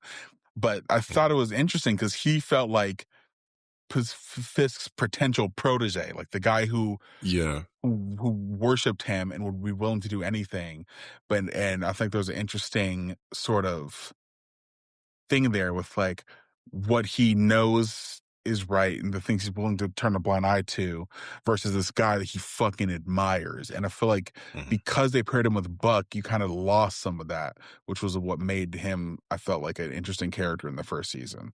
And then Hmm. he was going to be in the third season, but they decided to kill him off in post and like get to the point where the actor Gandolfini, Yeah, he Michael shot Gandolfini. scenes for episode 8, but they just took them out of the episode. Yeah, I remember reading that. You might have been the one to send it to me. I was just like, because they did it. I think they did it to kind of add a little bit more shock value than to kind of like draw it out. Which Yeah. I do give them credit. I do actually ultimately like the decision, to kind of kill off Daniel, where it's like, hey, we are seeing actions with consequences, and I'd be real.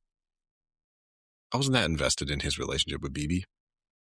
Also, BB like about to kiss him, that did not feel natural to me. I was like, since It when are you actually like this man? what do they say on Family Guy? It insists upon itself. It insists upon itself. It's like they keep trying to do this. Will they? Won't them? Just like, I'm not that invested in these two being together. Like they could have very well just been friends. We don't have to compulsory heterosexuality just because a man and a woman hang around each other a lot. Like Right. he could have cared for her just the same as being like I a thought close long term personal friend that he sticks his neck out for. I thought Like, the more interesting relationship to go with BB was when we saw her and Karen talking. I feel like that would have been an mhm. interesting relationship to develop. Also, I would have loved for Karen and fucking Jessica Jones to have had a conversation. They show up in the same shot in the finale, but they don't ever exchange a word with one another. And that's another thing too in the finale. Why did BB take off her mask? Girl, you are not safe. Right. There What? that there was a white man in the script room that's just like, "Ugh," and then she takes off her mask like Matt does to reveal herself. That's probably what they were thinking. It's like, yeah, this is a black woman. That no, keep that shit on, baby. We are Don't not do that. safe. It's Don't do like that. you just expose yourself as like the biggest harasser of the mayor. It doesn't matter if he's behind bars. You don't. He got your daddy killed at a distance. Yeah, Or literally. not daddy. No, your uncle, Sorry, your her uncle. uncle. Um, and it's just like, oh, I got out. Oh, she got this, job opportunity, and all that is cool. But now you have a target on your back forever, Right. like that Latino dude that didn't leave the city for some fucking reason. Oh no, he did leave the city. They just caught up with him. Yeah. How did you Would you? feel? How did you feel about Vanessa's death? I thought it was really interestingly executed because it wasn't immediate. So Yeah. like, when it was building up and everything with like the big boxing match, and Bullseye eventually hit was it a snow globe that he hit or a Yeah, glass? well, yeah. He threw the snow globe and then Yeah, Fisk hit it with the belt and then that shard hit her in the head. yeah. And so like when I was watching it for the boxing match, I wasn't expecting. I thought when he hit it, I'm just like, oh, okay, wow, they actually weren't going to kill her. And then she had the shard in her head. I'm like, oh shit, they killed her. And then showed her in the hospital in the next episode. I'm like, oh, she's alive.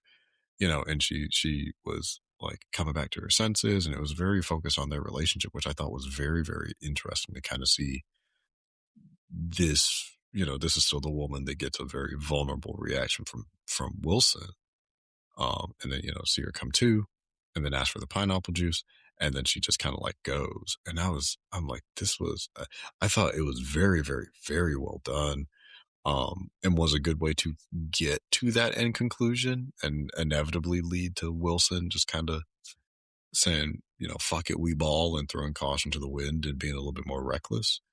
Um, but also to kind of subvert not so much the death, but how the death was executed, and kind of draw out her transition, into the afterlife. I was curious about if she had an allergic reaction to the pineapple juice or not, because I know that part seems kind of ambiguous, but I don't know. What do you think about how they did it?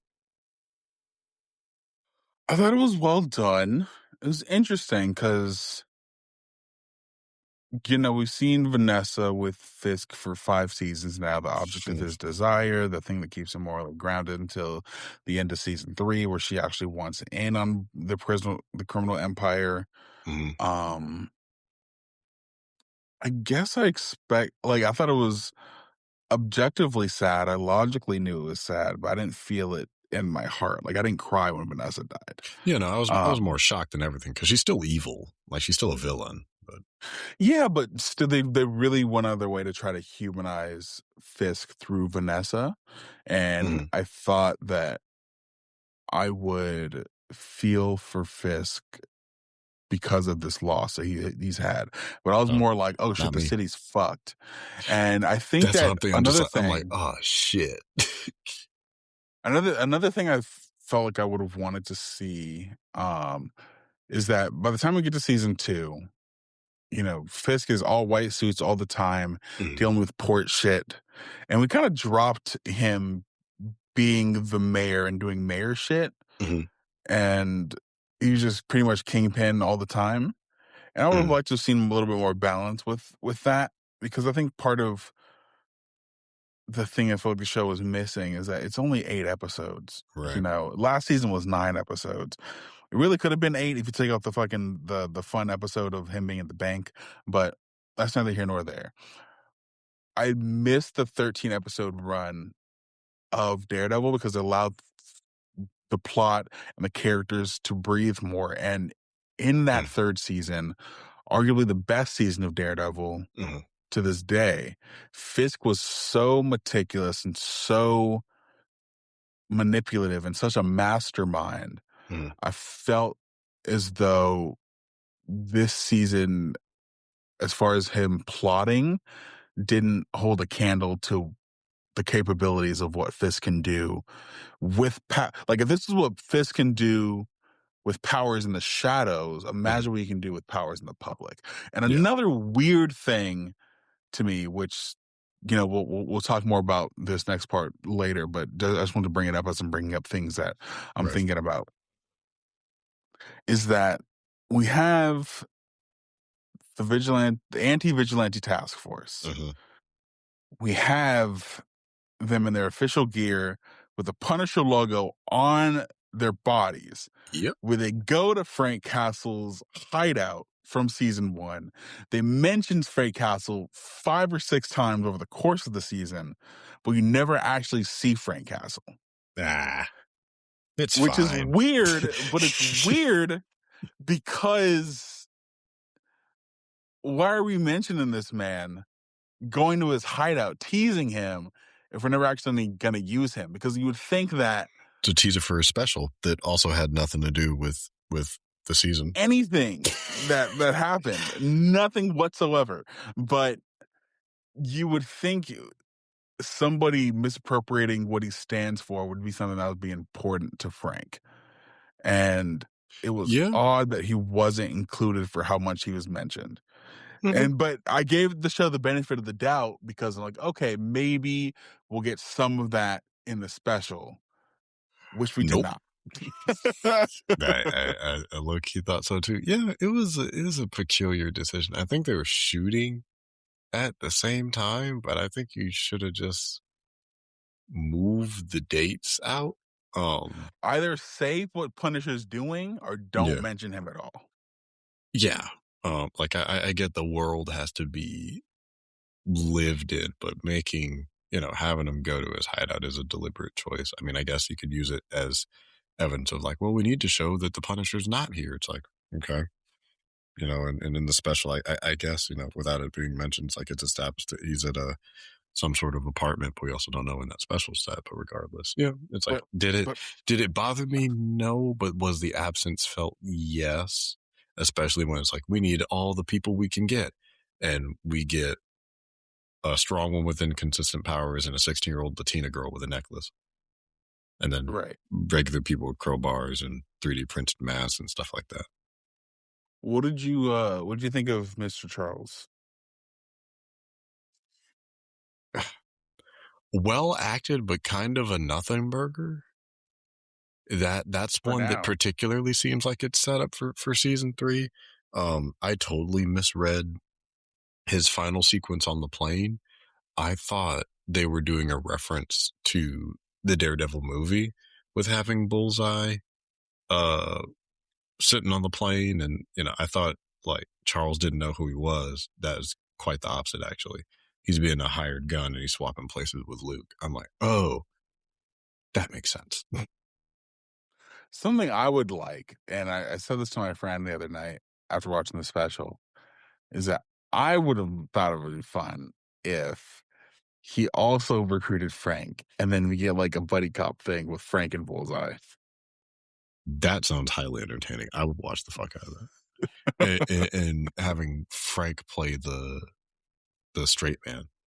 Yeah, and Bullseye be the psychopath. Mm. Yeah, and having to like rein him in so that they don't go too far. Right. Oh, yeah. Or like see who I don't know. I imagined their version of like the scene from Suicide Squad where Idris Elba and Peacemaker trying to one up each other. Mm-hmm. Then I think that's very much a different tone, but I don't know. I think they're both proficient killers. I think it'd be interesting to see what those two would be like Yeah. in a situation together. Because I think one would want to see the two of them fighting each other, see who's the better like marksman or better fighter. But Mm-hmm. but and just one of them dead. And I want both of them around. Yeah, I mean they could go for ligaments if they really don't want to kill him, but even them being incapacitated with like a knife or something like that is still, something that you have to film around. So um now if you do like how things ended and have it all in a prison, uh which how did you feel about the ending of the season? So we get the big reveal that like Matt is Daredevil in the courtroom. Actually rewound it back because that was really sick that he fucking did is threw his baton to just boom boom poof. I'm like, some thug shit right there. You're fucking with the Yeah, boy, the devil of hell's kitchen. But yeah, what'd you think about the finale of just like, the courthouse raids, low key looking a little like January. January 6th. Yeah, which I'm like, this is a peculiar take because aren't those supposed to be the right side of history? But regardless, Yeah, I was like, I was like, these are the it was a very interesting, conflicting yeah sort of thing. tone. Um, but yeah, it's just like amongst that and even the sort of amicable dialogue between Matt and I don't want to say amicable, I'll say pleasant dialogue between like Matt and Wilson, but then like ultimately at the end, Matt going to jail and then Wilson being free.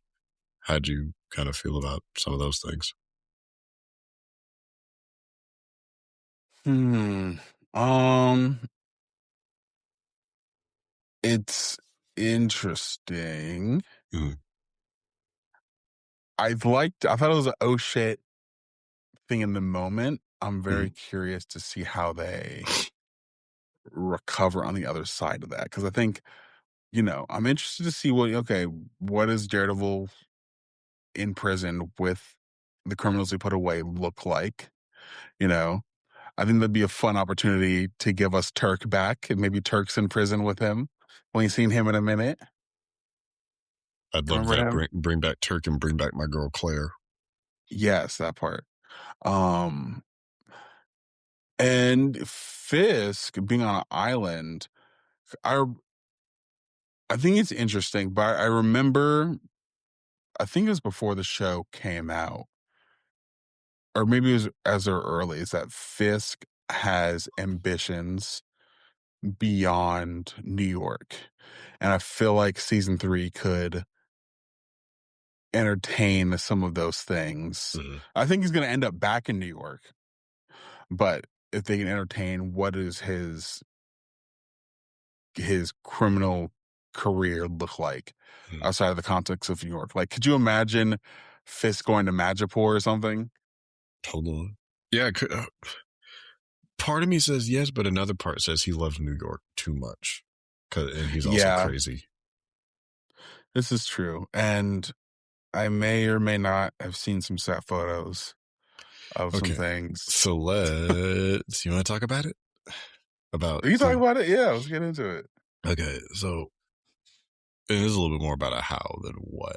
I got spoiled for the finale about a week and a half prior in the craziest, dumbest way possible. I opened threads, and the first thing I see at the top of the page, mind you, I don't follow him. It's strictly recommended. Mike Coulter and just photos. And I'm just like, oh, okay, he's, you know, it looks like he's having a good time. Oh, he's coming back. Oh, he's Luke Cage. Oh, there's Danny Rand. Why is he in jail with Jessica Ritter and Charlie Cox? Yeah. And Wow, the fact that he was allowed to post that picture of him in the there's, literal jumpsuit was actually crazy. I don't think that was allowed. I think he just posted it. And like right underneath it, I think it was a shout out Black Girl Nerds. I think we're mutuals. But she was like, wow, watch out, just got spoiled for season 3. And I commented, I'm like, yeah, girl, the post was right above this. It was, I just opened my social media. It was the first thing, all the pictures. Like he was doing other stuff too. He was like working out and he was taking trips. And I think he's also done stage plays. But in between that is like 3 photos of him in the cast from the Daredevil set for next season and from the last season. And I'm like, okay. Now, granted, I thought they were all from the future. So him, much like seeing Little White Tiger use her powers at the end, seeing him actually show up at the end physically was a nice surprise. But Yeah. still, a weird ass way to kind of have some things spoiled to you. Luckily, I'm I thought stupid the enough to photos not were connect the AI pieces. because the first photo I saw was literally Kristen Ritter front front closest to the cam, walking, smiling at the camera, and then Mike Coulter, who's all 6'4" of him, was in a with the suit still showing, had the fucking cloak over his face, and then you got Finn Jones just happy to be there in the back. I was just like, "Is this real?" And then I saw other photos. I'm like, "Okay, yeah, it is real." And then Mike literally posed it himself. So I'm like, "Okay, well, shit, they coming back." And then, but fortunately, I did not see the one of Charlie Cox in the freaking prison jumpsuit. Mm-hmm. I managed to miss that still. So I'm happy. But I did see a photo of, I don't know if you saw this, or maybe this is a spoiler, but it's a Yeah, you set can go ahead. photo. Um, You talk about the 4 of them walking out in the coats? no, it was Vincent D'Onofrio as Fisk walking through New York with signs, with a beanie, a jacket, and a big white beard, and Hmm. with signs that said Sheila for mayor in the background. Interesting. Yeah, so I was like, okay. So did you manage to see that one or no? No, I didn't see that one. Oh shit, Um, I'm sorry. no, no, I asked for that one.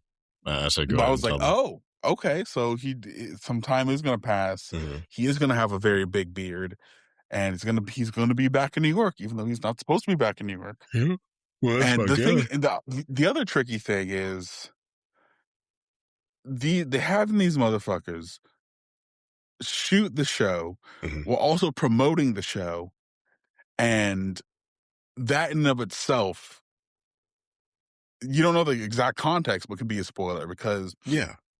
when they were doing promotion, obviously Charlie Cox has this big ass beard, Mm-hmm. and he's like, yeah, I just did a fight scene for season 3. So I'm like, okay, why does he have a big ass beard? But then also you see Vincent D'Onofrio have a big ass beard, and he has hair. So I'm like, okay, is he going to be in the season? Do we not? And then a promo that comes out like maybe a week or two before the finale, he still has the big ass beard, but he's bald. And Mm-hmm. then they did a Q&A the night the finale came out, and now he's bald and doesn't have the beard. Uh, I'm like, okay, so he's just gonna be back as Fisk. I was like, how y'all gonna just do this, bro? Like, that's crazy. So I don't know what's exactly happening, but clearly there's gonna be some sort of physical transformation with Fisk over the course of the season. right. I will say though, I am happy that Vincent D'Onofrio does not have to put on weight every time he plays Fisk now. I He just agree. gets to have the bodysuit on, Oh, good. which still looks great. Yeah, no, it looks pretty dead on, so good for him. And yeah, I mean, Star Wars engaging fight choreography was very, very good. I'm excited for the next season. I think it ironically has a little bit of a thing you're talking about Invincible, where it's like it's a little slower in parts, not in totality, in parts at the front, and then it kind of ramps up a lot, near the end. But overall, I mean, good. It worked for me. Oh no, what were you thinking? Do you have any additional points before we jump to the last topic? Um, Now that I can think of, I enjoy the season a lot. I thought it was very fun. I had some issues with it, but overall, it's the fourth best season of the show, and I look forward to watching Netflix's Daredevil season 6 next year. What would your rankings be for the five Daredevil seasons? Would you say? 3, 2, 1, 5, 4. Okay, okay. Because I think the the third season of Daredevil is just so well executed Mhm. narratively. The second season of Daredevil is outside of Born Again season 2 is the only season that we see Daredevil in the suit the entire time, Mm, and season 1's iconic. So, yeah, yeah, yeah.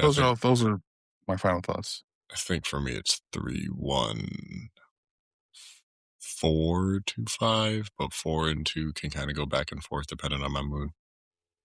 So, 4 Sorry, is sorry, high? sorry. 3-1-5-2-4. Four is at the bottom. Okay. No, Okay. no, the OG Born Again. It's not trash. It's just the weakest of the season. It still has a lot of highs. Um, okay, I got about 10 minutes left of consciousness. Um, We can get it done. we got Punisher, One Last Kill last week, a 40-minute Marvel presentation special. Um, you want to start with your Yeah. thoughts? What do you think about it? How do you feel? Uh, it was interesting because while watching it, I thought John Bernthal, he first off, he co-wrote this. This was Mm-hmm. his idea. He went to Marvel with this concept, and they're like, "Okay, we retired our one shots, but we'll bring it back for you." So Mm-hmm. they did that, and I thought from an acting standpoint, he did incredibly. Mm-hmm. I thought the action was really well done, Mm-hmm. outside of one particular CGI shot. Uh, I didn't even notice it until I saw Nando's video about it yesterday. I'm just like, well, that was edited weird, but whatever, because my eyes didn't like linger on it. But when I saw yeah, it I more and noticed more, it, but I didn't call it out in the moment. But then when other people yeah, started to, I was like, "Yeah, the shit was weird. I remember that. It looks funky." But it was interesting because on one hand,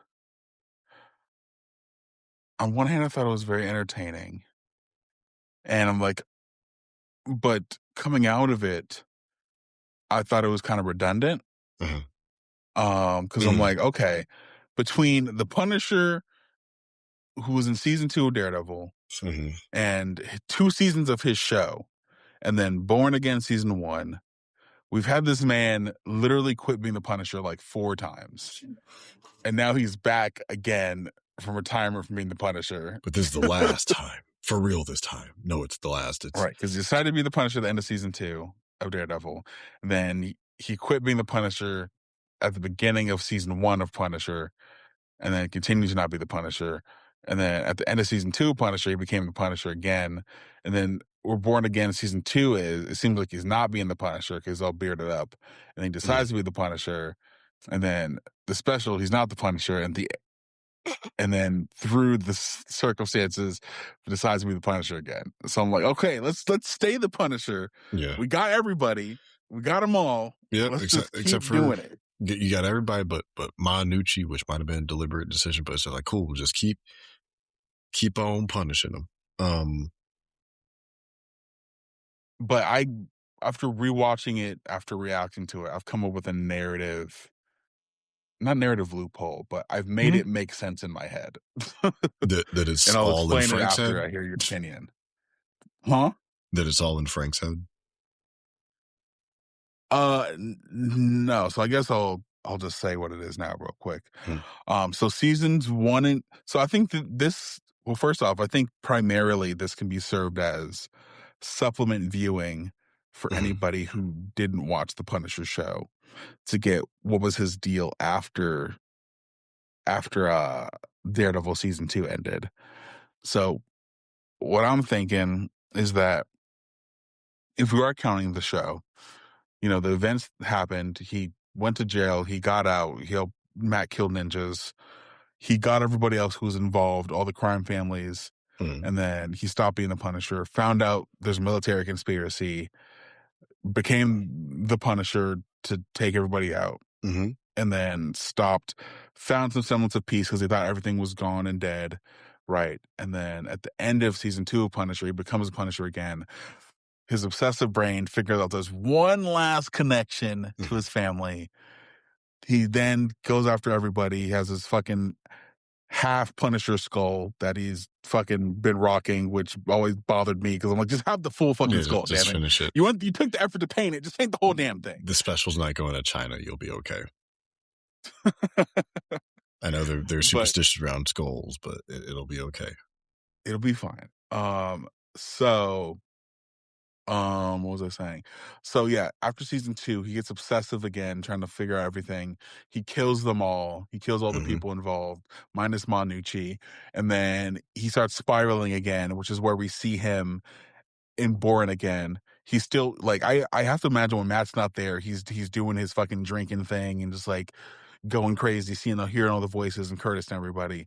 But then Matt comes to see him. He's talking to him, calling him like a coward and shit. And then Matt leaves. Karen comes back, and mm even though he's like in the midst of his fucking spiral, he decides to don the Punisher moniker once again to help Matt, specifically to help because Karen asked him to. After he deals this shit with Punisher, mm with the task force, he escapes. He fucks off. He goes back to his spiraling shit, and then the events of this happen mm of the special. And that's where I don't know if you notice it because I know you'd be a fucking costume detail person like myself, mm but the skull that he's rocking in this at the end of the special where he's all cleaned up with his beard and shit is a different skull than the one he's been having mm. over the course of the previous things. Like this one's actually a full skull. It's a little smaller. The way that it's shaped is a little bit different. Yeah, And that it skull looks is like a new costume at the end, with a lot of the yeah, familiar sort of design elements from the past, including the sort of beard and wavy hair that he had. But yeah, as you were yeah, saying. it's a new costume because the old skull was trying to work the skull design into the texture of what the body armor was. Mhm, This time it just looks like he painted a skull over whatever that armor was. So it's just all one matte kind of thing. And that new skull is the same skull he has in the Spider-Man trailer. mhm, exactly. Yeah, he just didn't have the beard, but the rest of it looked the same, if I recall. Yeah. So, I thought it was, narratively familiar, but Mhm, primarily for people who didn't watch everything Matt J- that John Bernthal was in. I thought it was great to see him in a vulnerable place, mhm, a fractured place. mhm, But it was interesting because I felt like in the end of season 2 of Punisher, that was his reclamation of I'm going to be the Punisher to punish people outside of my own trauma. I'm going to take out crime. I'm going to wage war against crime in general. mhm, But then this special was like, I'm going to not only take out crime, but I'm going to protect the innocent. I'm going to protect mhm, people and mhm. punish, which I think is a new development for this iteration of the Punisher.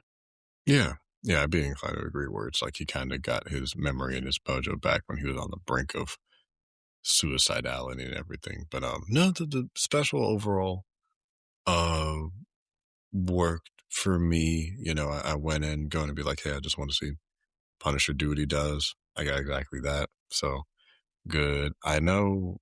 Did you see Nando's video on it, or anyone else? Because in his, he's just like, "Oh, Marvel should have, given it was, a lot lower budget. It's like Marvel should have taken this instead of it being a special presentation, have it be like a full feature with a stealth drop." And I'm like, this didn't need to be a full movie. Um, I saw somebody talk about I, It wasn't Nando, it was somebody else. It was a guy who worked mhm, for, I think, Screen Crush, and he okay. made an interesting argument about how this could have been a feature film. Mhm. And yeah, you address the task force stuff. You maybe see Yeah, him check that's a good out one. the family. Hmm. Um, and then I have to send it to you, but the points he was making was very good because Hmm. the special never justifies why he doesn't take out Manucci. And then you just kind of Hmm. leave her open ended. And I think Nando in his spoiler thing was like, "Oh, Manucci's his one last kill. When didn't actually get it, he still has his one last kill to get." Um, but yeah. Well, Yeah. sorry. Continue your thoughts. No, no, yeah, you're good. I, it, Bernthal's acting was great. I think the writing worked. There was that scumbag. Mind you, I'm not like a huge dog person. I like dogs. Dogs tend to like me. But I'm not like going crazy over dogs. When that dog got the axe, like in the first 5 minutes, I'm like, yeah, put that motherfucker under the dirt. Yep. And he did. So I'm glad we got retribution for that. But yeah, it played out as like a very interesting sort of psychological exploration into Frank's state of mind, which is ghoulish to put it mildly. And this is clear somebody that just like hasn't taken the time or made the dedication to want to fix himself because it's a lot harder than killing what you perceive to be is like the root of somebody else's problem. Or harming that. It's not to say that he never would. It's just as far as like this iteration of the character, it's like, yeah, we haven't seen that. And I think the reason I'm not too keen on the future is the idea of crazy old white man with a gun and some knives, gets revenge for other people. We've done that. We've done all the John Wicks and Ballerina and That's literally just uh, who the Punisher is, though. which I know, but I'm just like, with where America is today, do we need another feature length narrative about a crazy white man shooting people? And I think this will be interesting seeing him in Spider-Man because we've seen what he's like as a Yeah. supporting character in Daredevil. Hmm. Very curious to see what his supportive role with Spider-Man looks like. And I Yeah. felt like these other characters, because when we're with Frank, we're in his POV, Hmm. so which means we are following his form of justice. But in the eyes of other characters, he is the crazy one. He is the Yes. wrong one. Yes. So I think that is a position that suits him better for Hmm. more future appearances. Yeah, which is like he's. I feel like how Deadpool would be going forward. I don't think it's necessary that he has like to headline his own project. Like if they did, I'd watch it for sure. But it's definitely a case just like this character and how they kind of work. I think is best in supplement to like now Punisher in the comics and Frank in the comics. I think you definitely have some stories that you could make for that, but you can do that with pretty much any character given the medium. I think it's a little different. We're talking like a huge business, you know, tens of hundreds of millions of dollars and stuff like that. You got to kind of consolidate resources. So like a 40-minute special that gets into his mind, explores a little bit of his like PTSD and psychosis, but also has a very kick-ass, action sequence. Better than a lot of some of the, Daredevil and Punisher are showing that like their fight choreography teams are doing amazing work. I think they definitely received the complaints that people had from years back about like the editing of the fights versus like letting things move and sit and have weight and blah blah blah. So no, Would it, you would you want to see if this version of Frank meets Chris Evans, Steve Rogers? I would be curious to see what that interaction would be like. Yeah, Would it go um, down like the comics and he refuses to fight him because he respects him too much? I I actually don't think so. I actually think Frank would be the one to try and punch him in the face, but it'd have to really be warranted. So I guess to answer your question, I think he would have a different reason as to why he wouldn't fight Cap, because they're both war vets too, if memory Yeah. serves. So it's like if anything, Sam. yeah, if anything, I think Steve would try to relate, and Frank would be hesitant to put his guard down, but like begrudgingly trust him because at the end of the day, they're like brothers in arms. They're just in different divisions. You know what I just realized? That Curtis did you watch Punisher season 1 and 2, right? I watched season one. I So never did. you remember his buddy Curtis? Yeah, yeah. So essentially, I just realized essentially Curtis and Sam Wilson do the same thing. Oh, that's really funny. Except they're in different branches. It's really fucking funny. What a strange coincidence that it happened twice. Um, Yeah, because they both, yeah, like, help out vets and stuff hmm who are, like, coming back from war. So I'm like, "Huh, hmm look at that." So I think it'd be cool if, Frank were to go to Sam for, hmm like, support or something. That's how you bring someone like him into the larger Yeah, MCU. yeah. Yeah. I was like, it's good. It worked. I was impressed with like even his daughter's acting. So I wouldn't mind more visits from Frank, and we're going to see him in Brand New Day, which is very exciting. So we'll see how that sort of pans out, especially because Punisher was introduced in Spider-Man comics. I'm curious to see how they kind of do all that other stuff. But yeah, did we have anything else for Punisher One Last Kill? Nope, we did it. Okay. Well, if that's it, that's pretty much the episode. Where can people find you at, my good man? You can find me at The Real Rejects and on Instagram and TikTok at The Real Aaron Alexander. And if you're looking for me, you can find me on YouTube and Instagram and Threads, all at Will the Greatest. And so with that, we bid y'all adieu, and we will see y'all in the next one.